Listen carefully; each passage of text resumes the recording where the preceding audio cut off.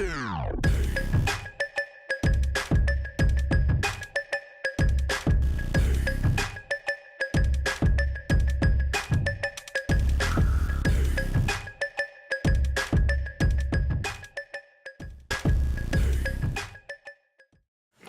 right, so welcome back to the Inquisitive Mind of Louis T, episode 10.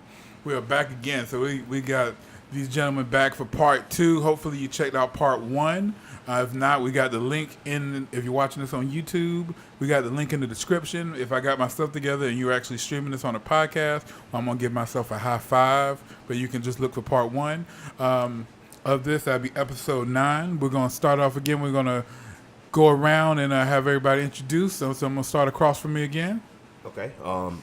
Terrence Williams, originally from Wilmington, North Carolina, brand ambassador for Beast Behavior and also the Running Back Club. Jay Ross, from Wilmington, North Carolina, East Carolina Pirate. That's pretty much it. And hold on. Super Bowl winner, yeah, you didn't even mention that last time. Yeah. Stop being so humble, man. This ain't Kendrick Lamar. I know, right? Yeah. My name is Mo. Of course, I'm right here in Wilmington. Run a nice little Irish pub out in the Monkey Junction area. If you live around here, Good stuff. You know, sports fan. Used to be a somewhat of an athlete, but yeah, do what I do nowadays. Now I'm just a father and a coach. And so I got Mo to help me out. Like I said, we're just getting back into it, talking about, before we were kind of talking about these young gentlemen's career, and then now we're going to kind of talk a little bit more about that, and then life after sports. But just in case you haven't clicked, somehow you got the part 2 before part 1, Mo going to kind of give a little recap, and we're going to get into it. So Mo, what's some of the stuff that they missed? Just to catch y'all up, like I said, if you did find your way to part 2 before you hit part 1, we got Terrence Williams over here. I personally know the brother. He came up, played football at Laney, was a star, went to Wake Forest University, D1 ACC, superstar, finished as the number 4 all-time rusher, still on the books, if I'm not mistaken. Yeah, that's kind of a big deal.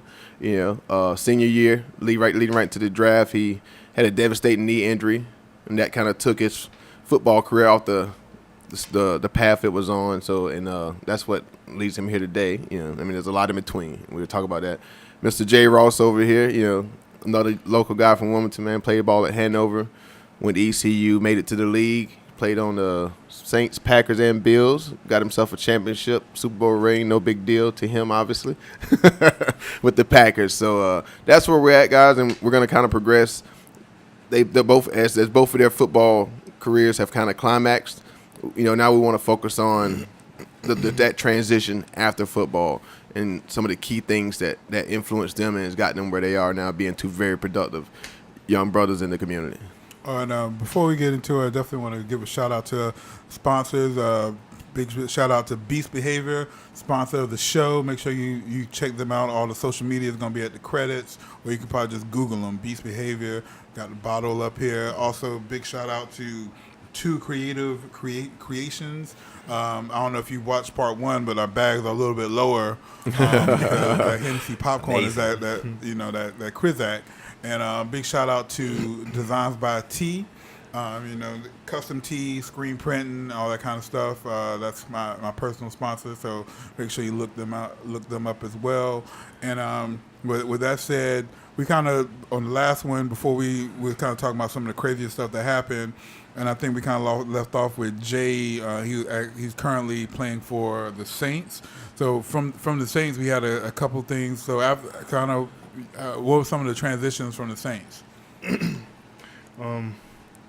Like I previously said in part 1, it got to the point where I wasn't really playing. Then I ended up getting released by the Saints. Spent a couple weeks, maybe a month at home, and my agent got me. I think I went to 4 different workouts for different teams. I went to Miami, Oakland, Tampa. I went to several different teams, but nobody really wanted to sign me. And I went to Green Bay. One of my best friends that actually I played in college with, C.J. Wilson, he had got drafted in the 7th round of Green Bay, so he was still there after the final cuts. I think Reggie McKenzie was the GM at the time, and he kind of knew how me and CJ's relationship were, and he ended up signing me. I stayed there. We ended up winning the Super Bowl that year. No big deal, right? Against the Steelers. I mean, that was Steelers fans. That was a long season, man. It was a lot of hard work from everybody. So I can't so say. when you first got signed, you got a $5,000 signing bonus when you got signed to the Saints. Yeah. So now it seems like you even working further up because I was still coming fresh out of college. Mm-hmm. Did you get a bonus? Like, and I'm not trying to get in your pockets. But No, I mean, I'm gonna go ahead and clarify that. Now that we all sitting here, but anybody watching this, a lot of people think that once you sign that dotted line, you an automatic millionaire. That does not work like that. No, it don't work like that. Like I said, my first check was $5,000, $2,500 after taxes. So I wasn't no automatic millionaire. You know what I'm saying? I'm still riding in my busted up Blazer, and I had a Charger at the time, the old one, where I had took out a student loan to go purchase. You know what I'm saying, on my own. But at the time I was with the Packers, I was on a practice squad, and I was making maybe $6,000 a week. I mean, that's a little bit more than what the average person may make, but people fail to realize that you only get paid during the season. So out of a 52-week year, you only getting 17 checks. Yeah. You know what I'm saying? So 17 times 6,000 ain't really really that much money when you sit down and do the numbers. Plus you got an agent. There you go, and your agent's taking 3% of that. Yeah. So, and then granted, you got to go work out after the season, so you paying for your workouts. Yeah. You paying for all your recovery stuff. I mean, that's really not that much money. So there's no because you don't have no insurance or anything like. Oh, I mean, you have insurance. Yeah. Yeah, that's through the league. That's Okay. I mean, you have insurance and all that, but I mean, I'm just saying, like, you're just taking care of your body and stuff throughout the season. Yeah. That costs. Yeah. You know, I mean, that's a tax write-off too as well, because I mean, at that time, your body's your office. So,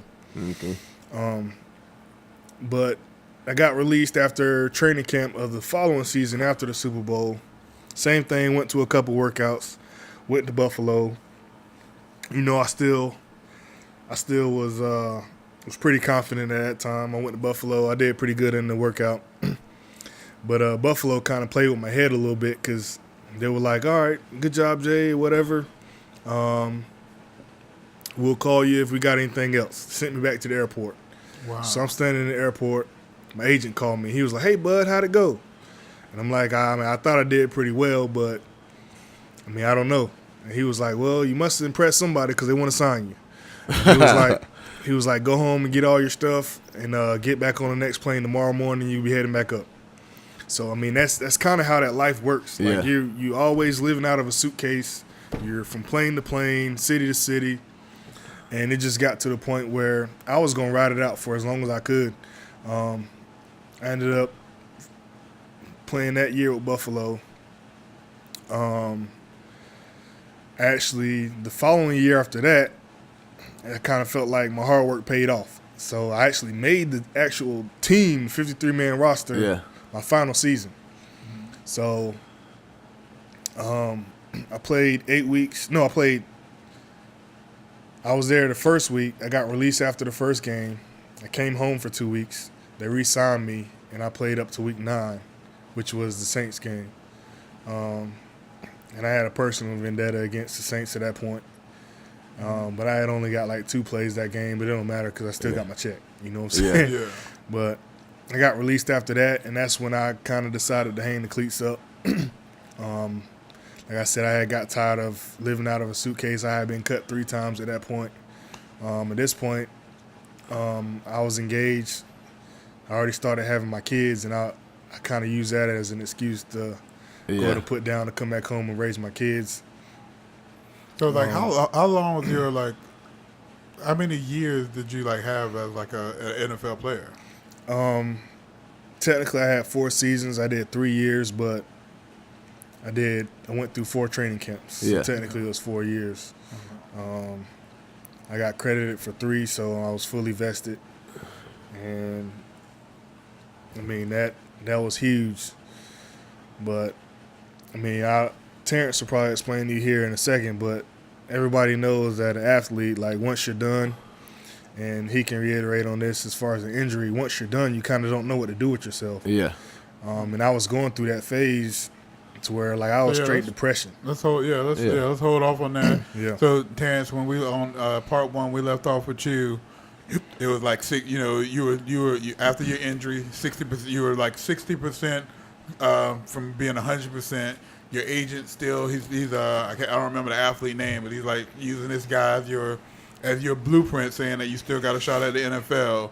So where were you at that point? How are you feeling? And then let's kind of go pick up from there with you. Okay, yeah. So I get injured, then I graduate from college, which is a major accomplishment. So you still graduate? You're still injured? Yeah, so I'm injured. I got injured. It was in a bowl game against Oregon, like in the December. Seattle Bowl. Yeah. So that was like in December. Right before New Year's. So yeah, like December 31st, matter of fact. Yep. Yeah, so December 31st, I was injured and then had surgery the very next day, and then I actually graduated. So I didn't graduate college until the summer of 2003. Yeah. Because I played as a true freshman, so it kind of bumped me up. So I had to rush, I had to cram my classes in, my courses in. And when you redshirt, you have time to actually, Relax. Yeah, relax. I couldn't relax if I wanted to graduate, on time, So I ended up graduating the summer of 03, so August of 03, and then I came back home, right? So the draft already passed, right? Because I'm injured, so it doesn't really matter. Yeah. I'm out of the brace now, but I'm still rehabbing. I'm going back and forth to Wake Forest, rehabbing there. I'm rehabbing here. Staying at my parents' house. So now think about this. So I'm staying at my parents' house, and this is where I am mentally, which is the question you asked. Where was I at this particular time? So mentally, I'm in a space where I'm at my parents' house. I just seen all my best friends get drafted and free agency deals. Yeah. In the NFL. Some went off to the CFL. Some European football, which is a spin off the NFL. So I'm watching all of this, and I'm happy for them. But I knew my talent, I knew my passion, and I knew my destiny, which was to go to the National Football League. That was on my mind since that was my goal since I was 6 years old. So, so I'm watching all of this from my parents' house, and broke is a joke. You know what I mean? No money, no job, no nothing. You know what I mean? My no student loans though, because I had a full scholarship. I had a full scholarship, so that was a good thing. So my parents had money saved up for when I went to college. If I didn't get a scholarship, they was gonna use that money, for college and whatnot. So they used some of that money and got me a car, Acura 2002 model. I don't know if you remember that hitch, Lewis. I just remember the Lexus. Yeah, it looked sort of like the Lexus, but it was all white, whatever. Yeah. Used to drive around that thing, man. But anyway, so I'm back at home at my parents' house, and that's when depression kicked in, right? Yeah. And see, at this point, I had no idea what I wanted to do with my life. I knew I wasn't a loser. I knew I wasn't a dumb kid. I wasn't an idiot, but at the same time, I had no idea what I wanted to do. Yeah. I knew I didn't want to work for anybody. Yeah. But I knew I had to go in a job force, to get some money because, dad's on my back now and mom too. You know what I mean? So, I think. So, at what point did the agent stop calling? At what point did the idea of playing professional sports? When exactly did that sink in, and how did that happen? Okay. Because last you left off, it was still like. The agent was still kind of like pumping it, like it's right. Good question too. Thanks for bringing me back there. So 2003 was a year that I was broke up. Now 2004 hit, and now I'm like at 80%, 85%, and my agent knew a professional trainer in like Oklahoma, so he flew me out to Oklahoma, and I had to train with this guy, me and a couple of others. I trained with this guy, and a few scouts actually came out there to see me work out, whatever. I had to catch passes out the backfield, run the 40 and things of that nature. And they liked me, the Detroit Lions, that's who it was. And I think the Bills were there too. But a couple of scouts with them came out there. They watched me or whatever, and it's like, yo, you're good, man. Your tape looks good. Everything, you're crisp, man. But you had the injury. You know what I mean? So we'll get back to you. We'll let you know what's up. And So just I guess pretty much nobody got back to you. Nobody got back to me. And at this point, this is 2004 now, right? Okay. So I'm 80%, and so I'm not really fully healed. And time's ticking. Yeah. Time's ticking on that NFL clock. Yeah. And on my life clock as well, as far as my career path and what I want to do in life. 21, 22 years old. You got your dad you under my roof, and Yeah. get out and get something. Dad, they encouraged me. They backed me up on what I wanted to do. They knew football was my passion, but they also knew that that time was crucial and it was critical. Yep. And they saw me get to the point where I started to lose it a little bit. You know what I mean? Like going out. I'm not a big partier, but I can party. You know what I mean? Yeah. But going out every night downtown. Feeling that coming void. in late. You know what I mean? Girls and it's all over the place. I didn't have any structure as far as what I wanted to do in my life. Yeah. You know what I mean? Yeah. So it was cool to have fun, but when I don't have a structure and I'm still under Dad's roof and he see okay, I'm going to work every day and I'm coming home, my kids sleep in the bed, but he don't know I'm depressed, right? So he don't know I'm sleeping at 4:00 p.m. every day and no job. I'm looking for a job, but not really. You know what I mean? Yeah, because you don't in your mind you wasn't supposed to be working. Yeah. In my mind, I'm like, man, not that I don't supposed to be, I just didn't want to. Yeah. And then one day Dad had that talk with me. He said, "Here's the deal, man." He was like, "Sometimes you have to jump out on faith." He's like, if you want to continue playing football and you want to go that route, I'm behind you, but you can't let yourself go. Yeah. And he gave me that talk, and it stuck with me for the rest of my life. And from that point, I took one more shot at the league, and that was by my brother actually convinced me to call Coach Jim Caldwell, who was the assistant coach and Peyton Manning's quarterback coach for the Indianapolis Colts at the time. Now, Jim Caldwell, in retrospect, he recruited me. He was the head coach for Wake Forest when they recruited me, right? So he came into my home, my parents' home, and pretty much like, look, we want this kid. We need this kid. We'll play him early, which I said, I played as a true freshman. Yeah. And, we'll keep him at running back. We promised to do that because sometimes colleges, they recruit you as, as a running back, but they'll switch your position. Like Penn State, that was my first scholarship. And my coach at the time, Gordon Walters, my high school coach, was like, look, if you go to Penn State, you'll probably be a DB, because they like big running backs, and you're not a 240-pound running back, But anyway, Jim Caldwell come to my house, recruited me. I ended up going to Wake Forest. He ended up getting fired from Wake Forest 2 years after, and then he played under Tony Dungy. The coach, for Tampa Bay. You remember that? And then Tony Dungy went to Indianapolis Colts, and then he played.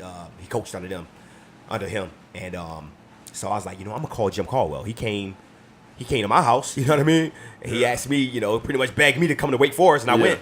I'm gonna see if he could return a favor. So this is when I realized it was a business.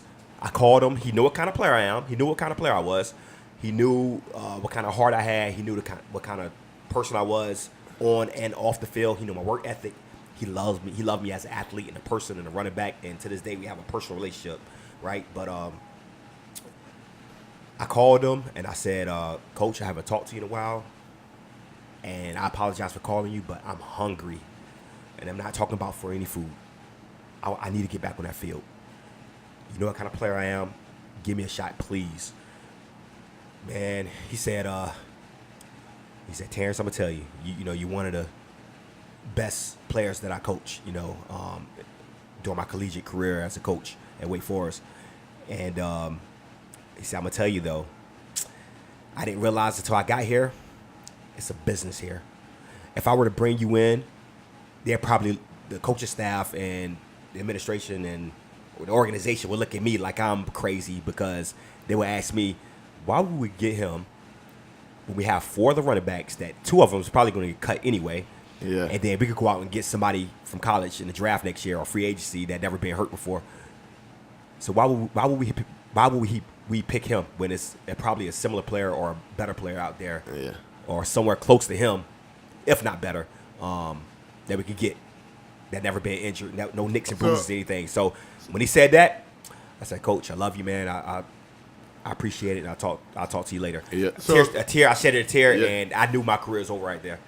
So, and what I don't understand, just based on some of the stuff like Jay was saying, like, wouldn't you be like you going to them that way? Wouldn't you be a cheaper investment? Like, because if someone get drafted, they're getting a certain amount of money. Yeah. Like, can't they get you for the low and then That's you're a good point. player? But that's the game they play. They can get me for the low, but Yeah. they could get somebody else for the low who never been hurt before. Yeah. So it's sort of like getting a used car. Yeah. But So it's like you're the uncertified used car. right. Get So- somebody fresh out of college, they're at least certified. Right. This Yeah. car might be there's- used right there's here. millions But, of players out there. Yeah. right. Yeah. It's And there's so only 32 it's so many That's as players out hungry there. as he is. Yeah. You know what Yeah. I'm saying? Has never been injured, and that's how That's they just so looking. crazy. But it's so crazy that because it's like having both of y'all here. Y'all are like on the outside. You say 2 athletes, but it's like y'all are like yin and yang. And I hope nobody take no offense to what I'm about to say. But like Jay, you had to work for what you were because you wasn't like a standout. So you had to work to get the way you were. And then like Terence, it seemed like he would have been a rising star. People would have looked at him, but because he got hurt, it kind of like equalized. And it's just like hearing like y'all stories and just the trajectories. It's a yin and a yang. It's just kind kind of of like at the same time. crazy. Yeah. Because like Jay, it didn't even seem like you were playing baseball. It wasn't even through your hard work and that trip to Clemson, that got you on the path to making it. That was just me. I'll tell anybody. Yeah. I mean, I wasn't the best player at Hanover. Like I wasn't even good at football, to be honest with you. But I had the intangibles. Like I was first one there, last one to leave. Always in the weight room. Like I just wanted to do everything else right, to where it at least helped me trying to form some type of ability on that field. Yeah. I mean, obviously I had some type of talent, but like I said, football wasn't my thing, so that was just something I had to pick up throughout the years. Yep. You know what I'm saying? Like compared to Terence, I'm pretty sure he's football been playing that's his thing. whole life. Yep. You know what I'm saying? Like I didn't have that, but I did everything else right. You know what I'm saying? Yeah. And that's the difference between me and him. Like a pro team gave me a chance because it was like, well, this guy, we for damn sure know he ain't gonna get in trouble. You know what I'm saying? He's never been hurt. I mean, no surgeries. Let's go ahead and bring him in and give him a shot. You know, and I gave it my all, and I just kind of took off from there, and that's what made me last so long. I mean, granted, if my man here never had an injury, I'm pretty sure he'd be playing still now. Yeah. You know what I'm saying? Yeah, that's and the I same. got one question, and then we can get to the meat of it for you, Terence. So, do you think because your position was such a a running back? I know what a running back is. Like it's quarterback, running back. You know what I mean? It's like one of the top positions. Is that one of the reasons why people were less likely to take a gamble on you because of the injury? Yeah. Yeah, like Ross was saying, man, running backs come a dime a dozen. You know, like there's running backs out there I think I'm better than, but they're faster. You know what I mean? They could hit from goal line to goal line, they could get there in a split of a second. You know, I'm shifty, but they might with the NFL and colleges. They want certain structure. They want certain it's system. They're systems. They're programs. That's certain why they call college attributes. programs. You know, because they want certain type of fit, running yeah. backs. It's You know a what I puzzle. mean? You know what I'm saying? Yeah. It's a little piece. Every Yep. little Yes. piece. Yeah. Trying to It's really get a the game, man. It's like perfect Game of picture. Thrones, bro. Yeah. Like, They're putting pieces together. Yeah, They're really in the green room or in the room trying to piece this thing out. You know what I mean? And I might have what they want, but if it's somebody else that have a little bit of what I have, and they offer a little bit, but they never been injured, I'm gonna take my chances with him, because if I invest in him, he might get injured. Yeah, again. you're already prone. Yeah, he already have a nick and bruise. And like you said, like a used car. If you had a used car and you know that had some transmission, that transmission could have got fixed. Absolutely. Yeah. But you don't. But it I take my chances. Yeah. And his new transmission might get hurt, but it never. I mean, his new transmission might go out, but it never went out yet. Yeah. It hasn't gone out yet. So that's the game, and that's the game I had to learn the hard way by calling. My former coach from Wake Forest, who's now in the, has a position where I thought he can pull some strings to get me in, but now that looking back on it, I'm like, if I was in his position, I would have wanted to pull some strings, but he couldn't. You know what I mean? Yeah. He knew the system, man. Especially back then, So yeah, man. It's a process. So then, Jay, you vested, you got your 3 years in, kids, fiance, what? So after you put that pin in playing professional football, what was your game plan? Like, what was the things that were running through your mind once you got that So, because typically in most people's minds, we would have thought, well, you would have been caked up. We know that's not necessarily the case. So, what was the game plan? What were the thoughts when life after the NFL? I didn't have one, man. It's like I said, I had just got married. I mean, I had 2 kids at the time. We at the house. We was actually living in Avalon Apartments because I convinced my fiance to move down here at the time while I was still playing, so my family could help her out with the kids. After I got done, she was kind of like on the verge. She was like, "Let's move out of this apartment. I want a house." So I mean, we ended up getting a house. Moved into that.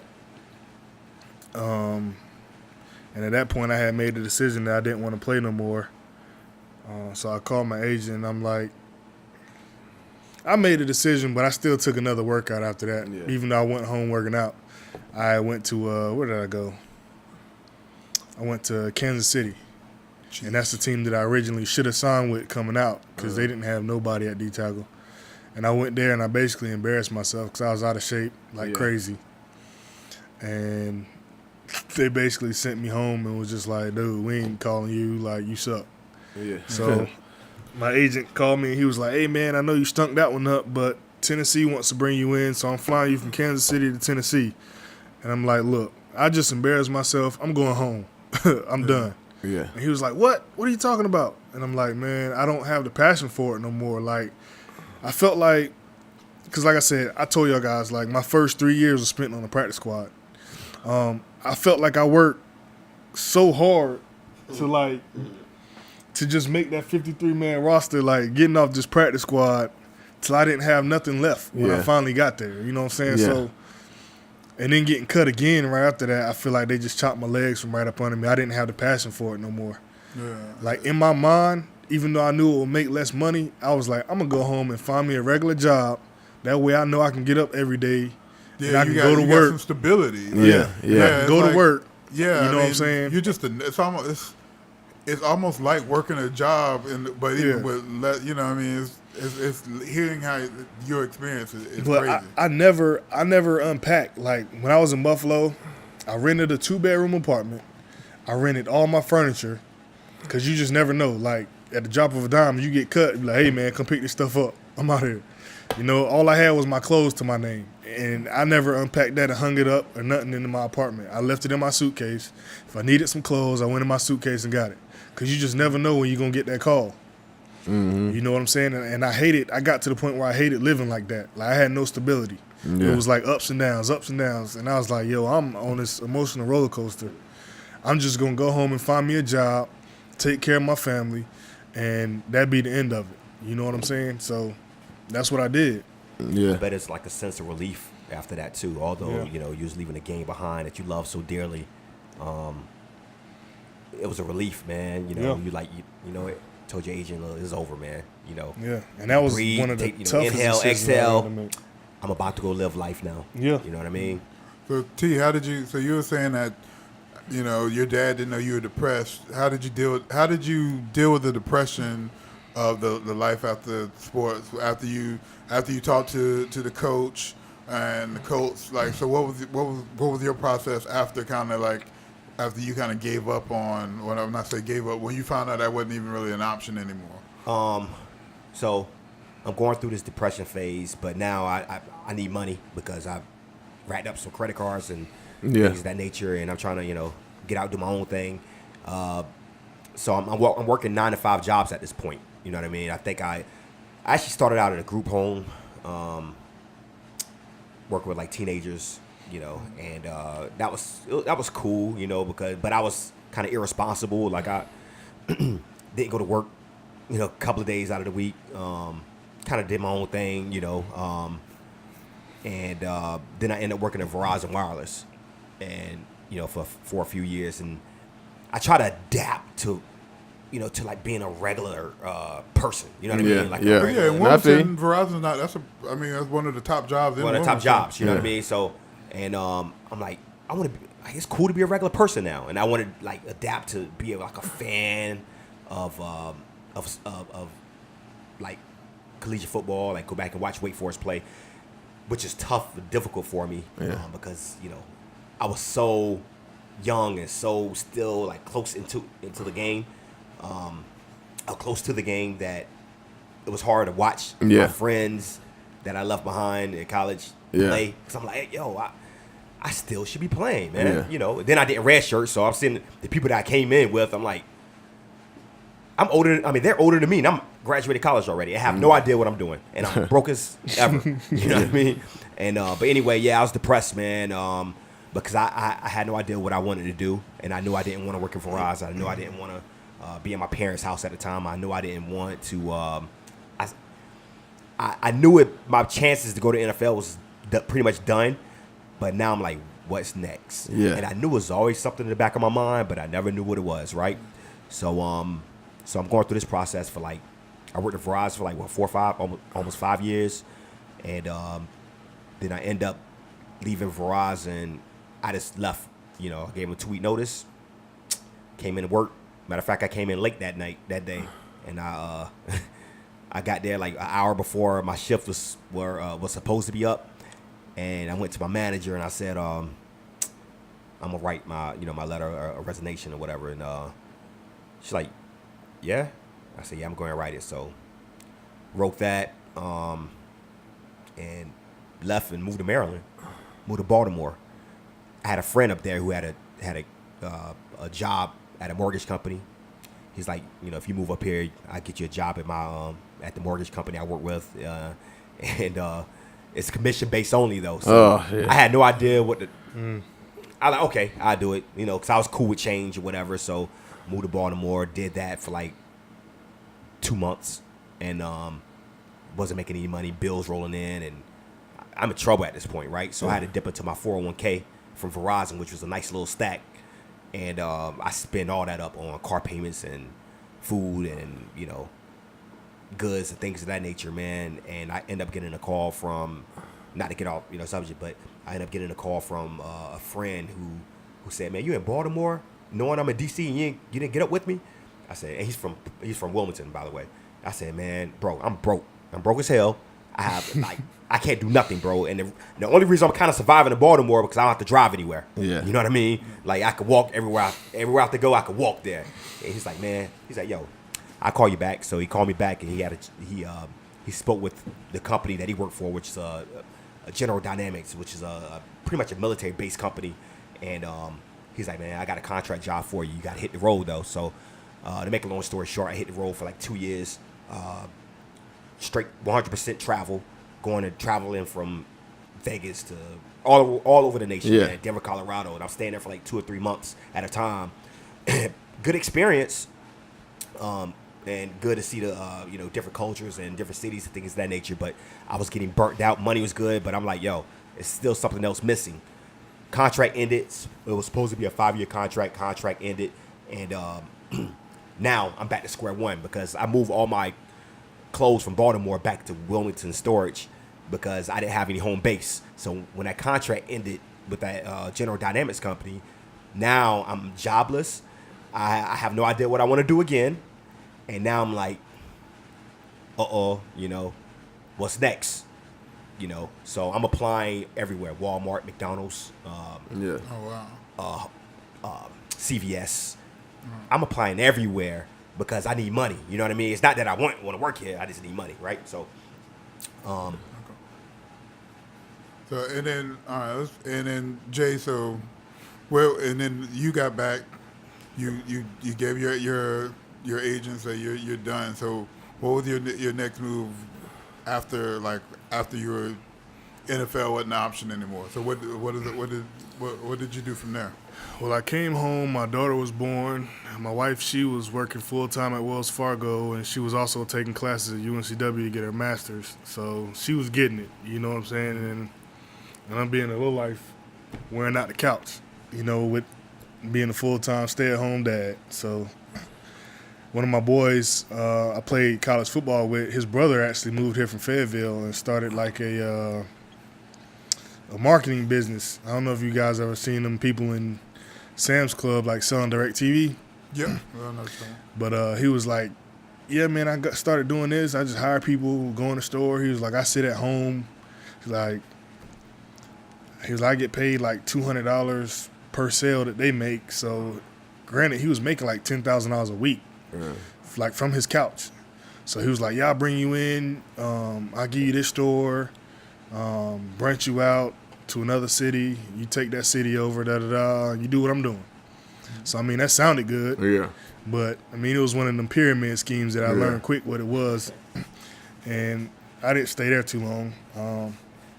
So then I went back home, laying around on the couch, and my wife, she came home from work and saw that I was in the same spot that she left when she went to work. Wow. Because I just, like you said, that depression phase is real, man. Like, you don't know what you're going to do next. It is, man. And here I am. I decided I'm done with football at 24. You know what I'm saying? I was 26. 26 years old, I'm done. I mean, I'm still young. Like, what am I going to do with the rest of my life? So, luckily, I know y'all know Big B with the radio. Yeah. You know, he was doing the, what is it? Teen Summit? No, the Rip the Runway. I can't even talk right now. Rip the Runway every year for his scholarship for his mom. Yep. So he invited me to that to be like a special guest. So, you know, Big B helped me out a lot throughout the years. So I went and did it. And it's crazy how the stars align. The sheriff was actually in there in the Rip the Runway as well. And I had knew the sheriff from like doing all this community stuff that I normally do after I got done working with the kids and stuff. And me and the sheriff was sitting there talking. He was like, hey, man, what are you doing now? And I'm like, actually nothing. I'm sitting at home on the couch. And he was like, why don't you think about applying? You know, come out there and work with us, be a sheriff. And I was like, you know what? It's not a bad idea. So I applied. I went out there, and I mean, I've been there for probably about 4.5 years now. For me, I know a lot of people look at it in the community as like, oh, he blew his chances in the league, and now he came back home to be a cop, or he Shaq. You know what I'm saying? I've heard a lot of flack because of it, but at the end of the day, I got kids to take care of. There you go. Yeah. And also, again, I like what I do because it's still a structure. You know what I'm saying? It's what we used to as athletes. You know, we on that timely structure is going to class, going to practice, being in the weight room at this time. Like, it's the same thing being a sheriff. You know what I'm saying? Like, we have to be on time. You know, we got the community relying on us, so we can't, you know, we got to be good in the public eye. You know what I'm saying? We live in a glass house. Yeah. And that's what I was used to as being an athlete. And that's the only thing that's been able to keep me sane. You know what I'm saying? Actually doing what I'm doing now, and I'm having fun doing it. Yeah. So. Yeah. So T, how did you go from how did we get to beast behavior, like running back clothing? You know what I mean? Was that how far after that was that from DC? Like, Okay. what kind of inspired you to the transition from, from empowering empowering yourself? Okay, so at this point, I'm chasing the money, without a passion though. I just wanted money to, I wanted to be on a job that feed me the money, so I can eventually like invest that in something that I really wanted to do, and pay off some credit card debt and bills and things of that nature too. But so the transition started when in 2012 was when I got off the road. Okay. From traveling at 100%. I was jobless for like almost 2 years, and I'm applying everywhere. Fast food restaurants. I'm just pretty much desperate, doing everything out of desperation to get some money. So what happened was, I went to the barbershop one day, Castle Street. Barfield's Barbershop. Shout out to Jam. Yeah. Shout out to Turtle. Just Jam, Cut Turtle, It. Walker, the crew. So I'm over there, and Turtle's cutting my hair. Shout out to Just Cut It, by the way. Just Cut It Turtle's Barbershop. also a Parkwood alumni. Just shout that out. EA Laney. Buccaneers, man. Turtle's cutting my hair, and him and we have a good rapport. I look at him as a mentor and a big brother. And he give me advice sometimes. Sometimes it's hard to listen to because I know he's telling the truth, and sometimes it's easy to listen to because I know he's telling the truth, right? So, he's like, "Man, you ever thought about being a coach one day?" He said, "You gonna be a coach one day?" And I was like, "I'm not gonna be no coach, man." I said, "I love the game, man, but I never see myself as a coach. I see myself as like Michael Jordan was a really good player, but I don't think he'll be a good coach, So He ain't a good GM. I said I can't be around the game like that because I love it so much, And he was like, "Man, you're gonna be a coach." So that's something he used to always say when he cut my hair, or sometimes when he cut my hair. And one day I went in there, and this is like a year later. He was like, Randall, which was his son. He's like, "Randall, man, he's about to, his senior year, man, he looking to go to college, play ball and things of that nature, man. Won't you take him out there, man? Can you take him out there to the field and like just show him some things, or just be like a mentor to him, pretty much like Turtle is to me." And I said, "Man, yeah, absolutely." So one morning, about 8:00 in the morning, I took Randall. He met me at Rice Beach Park. I set up some cones, and we did some pretty much basic fundamental type drills, I posted on Facebook and Instagram, and Facebook and Instagram went crazy, simply because, for one, Randall, he looked pretty good doing what he was doing, and for two, they was like, "Wow, we haven't seen T in a while. We haven't seen T as close as he is to the sport that I used to love in a long time, and to see him doing this with a kid, trying to get his career, to a productive level. This is amazing." So the feedback I was getting, like, "Oh man, you're a trainer now?"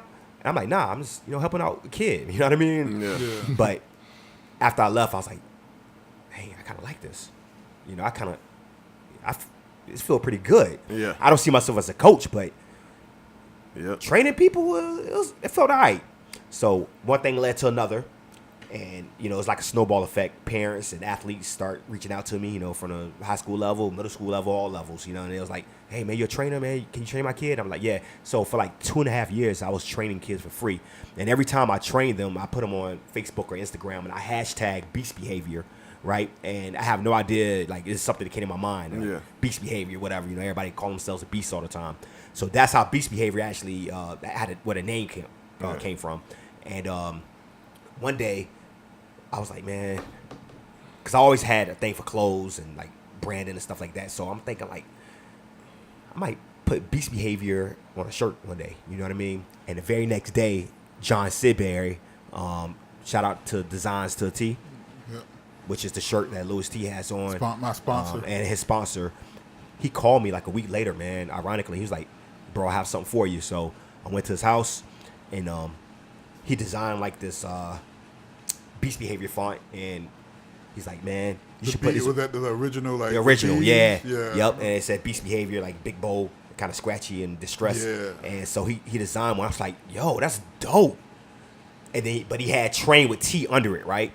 And we put it on the internet, social media, and things of that nature. And the city went crazy. Like, I started selling these hoodies, like, worldwide, really. Like, I sent some to Germany. You know, people that know me in the city that moved away, they're buying them. And I didn't have a website. You know what I mean? Yeah. So one thing led to another. So I told John, I said, yo, John, this is what we're going to do. Take Train with T off and just leave Beast Behavior up there, because what I want to do is brand Beast Behavior as like an apparel line, opposed to just like you training with me. You know, I could be the trainer for my own brand. He's like, yeah, that's a good idea. So he took Train with T off, and we just started selling like Beast Behavior hoodies or whatever. Then one thing led to another. I end up we end up, you know, parting ways or whatever, you know, John. And around that time, John was starting Designz to a T. You know what I mean? So we kind of helped each other, like, elevate a little bit. You know what I mean? And, you know, get our engines running. And then we kind of part ways, still the best of buddies. You know what I mean? Still homies and all that. But business-wise, we split up. Yeah. And he kept doing his thing, which is amazing. And I took things to another notch. Mm-hmm. And, you know, so pretty much with the Beast Behavior brand, you know, under that umbrella, I'm a trainer for my own brand, but it's an apparel line as well, you know. So for the people, you don't necessarily have to train with me to, you know, to wear a Beast Behavior shirt. Like Ross, you know, he called me one day, he was like, yo, you know, let me get one of them shirts, man, you know. Do Big Boy up in one, you know what I mean? So you got a Facebook picture somewhere in it. All right, and I just have one more question, and kind of like wrap it up. But I just and you said it was okay to ask you anything. So, is it true that you sold the Super Bowl ring on eBay? No, it wasn't eBay. It was I actually got a phone call from like one of the top auction companies in America. Oh, wow. Like. I got a phone call from them because, I mean, granted, I was on the practice squad at the time, and they was like, hey, man, you looking to get rid of your ring? And I'm like, no, it's a Super Bowl ring. And so they were like, we can possibly get you like $80,000 for it. Wow. And I'm like, what? And that kind of like opened up my eyes. And at the time I was doing like my summer camps and all that stuff, and like everything that was being funded by was coming out of my pocket. So I was like, dang, I can start using this money to help out with my camps. I can get like some jerseys, like for the basketball games that I was doing over the summer. I can actually start paying the people that's helping me out, like, because Big B and all them, they would come out and DJ for free. You know what I'm saying? I was like, dang, I can just start throwing Big B some money. Like, it helped me out a lot. So I was like, I had already got like 6 rings from college. So I called a guy back and I was like, man, I was like, how I know this ain't a scam? And he was like, he sent me a $40,000 check. I sent him the ring. And he was like, once the ring sells, I'll send you another $40,000. So the ring ended up selling, and he sent me another check. So I'm like, so do you know how much it even sold for? I don't. You didn't even care. I really don't. He could have got $1 million, and you would have been cool with your 80. I don't care. I mean, I didn't pay anything for it. You know what I'm saying? Exactly, right? You paid, I mean, at the end of the day, not toot my own horn, but I got a Wikipedia page. And it's like you can always go in there and see that I'm a Super Bowl champion. Yeah. That ring didn't mean nothing to me. Yeah. And I also got like, they always give your wife something too. So my wife still got like the top of it. Mm-hmm. So, I mean, that's something that I still got from it. But, I mean, that ring, bro, like, I'll sell my underwear. If somebody offered me $80,000 for my underwear, you can have them. Yeah, like, listen, I don't care. Okay. And, all right, man. So, we didn't really get into some of the stuff. Maybe we might have some bonus footage if my producer allow me. But for as far as episode 10, Inquisitive Mindoflouist 2, we're going to kind of wrap that up. We're going to go around, say your parting words. If you want to promote your social media or whatever you want to promote, just go around and then round it out. So start with you again, T. Yeah, Terrence Williams. Please follow all of my accounts. Beast Behavior. At Beast Behavior Store on Instagram. Beast.behavior on Instagram, at T_Will_train on Instagram, and at the Running Back Club on Instagram as well. And you can also find those same handles on Facebook and Twitter. Mr. Ross. Like I said, I don't have no Instagram account or none of that. I used to be on Twitter. I don't even know what my handle is no more. But What about the wife? yeah, she's doing the earring sales and everything now. She also does wedding planning, and if you need bouquets and stuff like that done for your wedding, she does the flowers, and she makes wreaths for your doors. She does So a how whole can lot they, of how can they crafty find stuff. her? Just go to Nakia.Shante on Facebook. Look for Kia's Creations with K's. Okay. 2 K's. Creations with a K. Okay. And my co-host that I underused this episode. Nah, yeah, it's Mo. You know, I live right here in Wilmington, man. If you want to catch me on Instagram, it's I'm Black Jesus. IM_Black_GSUS on Instagram. Lavar Moultrie, LAVAR on Facebook. All right, and I got some great interviews with him. I don't think I got him on the YouTube, but if you go to my Facebook, we got some great videos, but also on the YouTube channel, episode like 5, we got my producer's favorite episode, the N-word, that also had Mr. Mo on there, so you can check that out. I might put the underneath episode 1, part 1 of this. I'll have that in the below. But yeah, make sure you hit subscribe. I know Terrence and Jay, they got a bunch of fans, and I know they're going to share this video, so make sure you see the other content, and I know LeVar's going to share it. So make sure you hit subscribe, because we're going to have more great content coming to you every week. I want to give a big shout out to sponsors. I got some sponsors for this episode. You know, big shout out to TwoCreativeCreations, two lovely ladies I met at an event. Tried this Hennessy popcorn, it changed my life, but they got a whole bunch of other good stuff. But so far, everybody that tried the Hennessy popcorn is sold. Also, big shouts out to Beast Behavior. We were supposed to all have the shirts on, but we have some technical difficulties. But just imagine us wearing Beast, except me, because I'm sponsored by Designz by T. But imagine them wearing a Beast Behavior T-shirt. Big shouts out. Speaking of my sponsor, Designz by T. You want a custom tee? Make sure you look them up. The descriptions are going to be in the credits. And maybe if my producer let me, look for a special bonus clip in a week or so. So, thank you for being, thank you for subscribing. This is Inquisitive Mind of Lewis T. Good night.